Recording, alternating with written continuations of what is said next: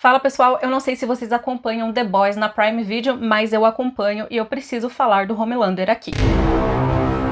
Esse vídeo vai ter spoilers das 2 temporadas, então se você ainda não assistiu, corre lá na Prime Video e depois você volta aqui. Lembrando que os pontos que eu vou abordar são pontos que o Dr. Kirk Honda abordou lá no seu podcast no Psychology in Seattle. Não se trata de diagnóstico clínico nem nada, porque você não tem um setting pra isso, mas também eu quero deixar bem claro que isso aqui eu tô reproduzindo uma impressão que esse psicólogo já teve lá fora sobre esse personagem. Mas de qualquer forma, gente, Homelander é uma das melhores coisas da série. Você percebe ali questões seríssimas de traumas relacionados a apego. Eu não sei se vocês sabem, tem uma teoria do Bowlby em que ele fala que para você ter um bom desenvolvimento social, um bom desenvolvimento emocional, você precisa ter pelo menos um cuidador primário lá nos seus primeiros meses de vida, para você desenvolver uma relação de confiança com o mundo, para você se sentir protegido, para você sentir que você pode confiar nas outras pessoas. Se você tem uma ruptura aí, ou então se você tem algum trauma relacionado a esse apego, a tendência é que você cresça como uma pessoa um pouco mais insegura, que você tenha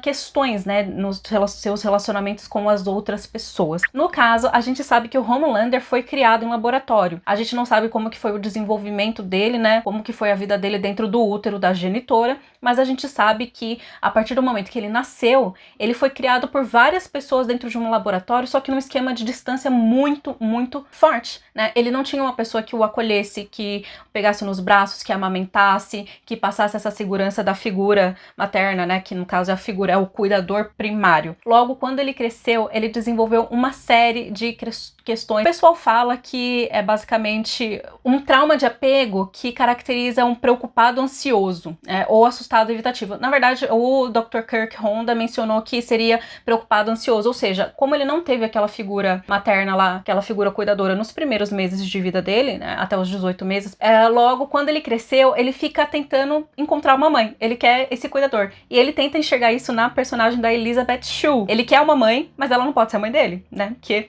ele já tá crescido, ela é colega de trabalho dele e tal. Então ele tem essa relação um pouco complicada. Você percebe que quando ela tem o filho dela, ele fica com ciúme. E é um ciúme fraternal. Ao mesmo tempo, ele é um homem e ele se sente atraído por ela de uma forma um pouco mais erótica e tal. Que houve um certo trauma lá nos primeiros meses de vida dele, que poderiam ter sido solucionados, segundo o Dr. Kirk Honda, com alguém segurando, acolhendo e tal. Só que o problema, gente, é que as pessoas têm medo do Homelander. Acho que desde criança, as pessoas lá no laboratório interagiam com ele só por trás do vidro. Isso cria uma série de traumas relacionados a apego, porque ele sente que ele tá sozinho, que ele não pode confiar em ninguém, ou então que todo mundo vai embora, né? Quando você tem vários cuidadores passando pela sua vida, você não tem uma figura, você não se sente segura. E isso faz com que ele carregue isso para a vida adulta, trazendo esse tipo de apego aí de preocupado, ansioso. Você tem aí o seguro, que é normalmente aquela pessoa que sente a segurança, a confiança, né, no relacionamento com os outros, que é aquela pessoa que teve o cuidador primário, que sente que ela pode, que se ela precisar de ajuda, alguém vai atender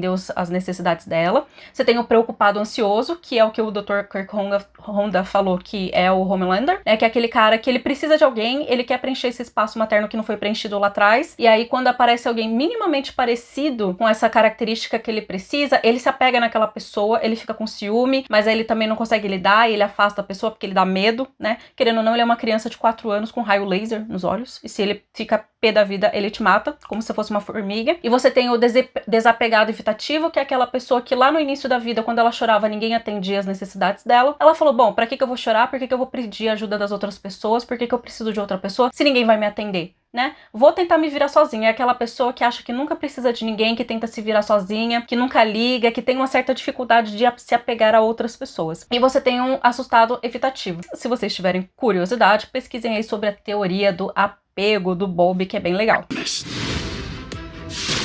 Mas voltando aqui pro Homelander, você tem ali uma criança que cresceu sem contato físico, sem segurança, sem intimidade, logo ele é um adulto que tem um tipo de apego preocupado ou ansioso ou desorganizado, né, onde ele sente a necessidade de controlar tudo e todo. E aí que ele fica com ciúme do filho da personagem da Elizabeth Shue, né, que ele encara como uma competição na atenção. Porque, gente, ele é um cara que ele quer uma mãe, né, ele quer uma cuidadora, ele quer uma mãe, mas ela não pode ser a mãe dele, né, mas ele quer uma mãe. Aí quando aparece a personagem da Maeve, você percebe que eles tiveram um certo tipo de relacionamento abusivo ali, é porque a Maeve é o mais próximo de um par que ele poderia ter. Então, quando ele encontra a Queen Maeve, que é mais ou menos o par mais próximo que ele tem, ele sente a necessidade de controlar, o que acaba gerando ali um relacionamento abusivo, pelo que eu entendi. Ele age de forma infantilizada, buscando constantemente uma certa aprovação. Quando ele vai lá salvar a galera lá no avião que dá tudo errado, é porque ele simplesmente faz as coisas sem pensar muito. Ele não se preocupa muito com isso. Mas ele quer a aprovação da personagem da Elizabeth Shue. E ele também quer ser amado pelas pessoas, né? Ele quer ser glorificado. Olha só como o trauma ele vai sendo carregado ali na vida, né? Tem muita gente no TCC Análise do Comportamento que vai falar que não e tal, mas nesse caso eu acho que eu vou concordar com o Dr. Kirk Honda. Você tem certas coisas que acontecem lá no início da sua vida que às vezes que vai carregar com você, que vai moldar a sua personalidade. Por isso que as pessoas precisam de terapia às vezes, né? Principalmente quando elas têm relacionamentos que não são saudáveis, quando elas enfrentam um certo prejuízo na vida delas. Outra coisa que o Dr. Kirk Honda, né, e o Humberto, que é o cara que faz o podcast com ele, perceberam é que talvez ele tenha ali um transtorno de personalidade antissocial, o famoso psicopata, mas fica muito nesse limite, porque você não sabe até onde ele não cresceu como se fosse um humano normal, né? Talvez ele nem se enxergue como nós, né?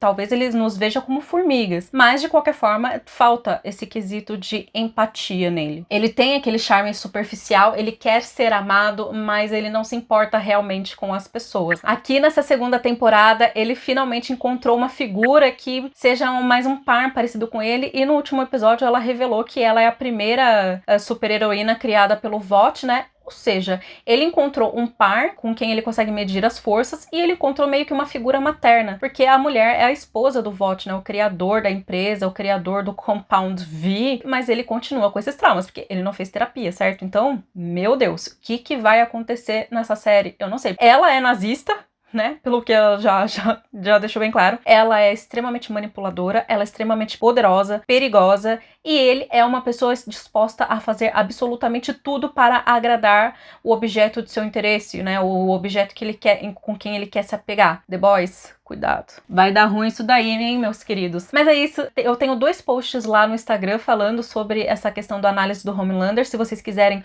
ler um pouquinho mais sobre essa questão do apego, deem uma olhada lá. Lembrando que tudo que eu falei aqui não caracteriza diagnóstico, não pode ser usado para realizar diagnóstico, porque apenas um psicólogo, um médico podem fazer isso. E não se faz diagnóstico com meia dúzia de informações da Wikipédia, tá bom? Só para lembrar isso de vocês. Busquem terapia, busquem ajuda se vocês sentirem que vocês têm algumas questões para resolver. Fico por aqui, beijos, tchau!